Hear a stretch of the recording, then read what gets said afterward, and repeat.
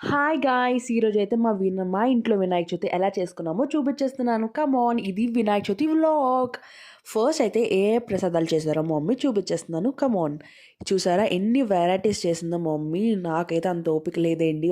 2 varieties పెట్టేస్తాను. అసలు నాకు వంట అయితే అసలు సరిగ్గా రాదు. మా మమ్మీ అయితే సూపర్ ఇరగదీసేసింది. మొత్తం అంత పరిచేసింది. సో దాని తర్వాత అయితే నేనే పూజ చేస్తున్నాను అనమాట ఈ ఇయర్.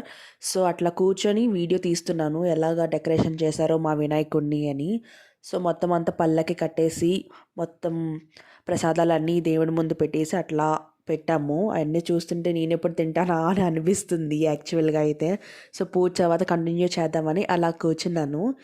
సో ఎలాగా అలాగా కూర్చున్నాను కదా అని మొత్తం వీడియో తీసుకున్నాను. ఆఫ్టర్ పూజ అనమాట. చూసారు కదా ఎలా చేశానో ఫుల్ పువ్వులన్నీ వేసేసాను. దాని తర్వాత అయితే ప్రసాదాలు వేస్తే తినేసాను.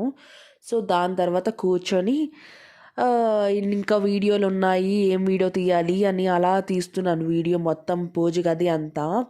సో రెడీ అయ్యామంటే మన అమ్మాయిలం ఫుల్ వీడియోలు తీసుకొని మొత్తం అన్నీ చేయడమే కదా మన పని. సో అట్లా ఫోటోలు తీసుకొని వీడియోలు తీసుకొని ఫుల్ హడావిడి చేసేసాను ఫుల్గా. నాకైతే చాలా అంటే చాలా నచ్చేసింది ఈ Vinayaka Chavithi.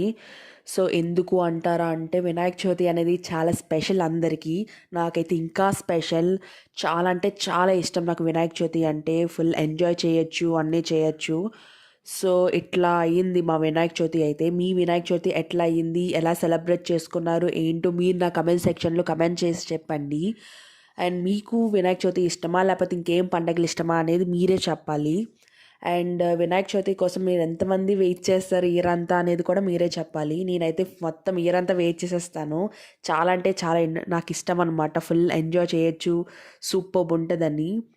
And second thing ఏంటంటే ఈ వినాయక చవితి అందరికీ మంచి తేవాలని నేను కోరుకుంటున్నాను. అండ్ అందరికీ మీ వినాయక చవితి శుభాకాంక్షలు.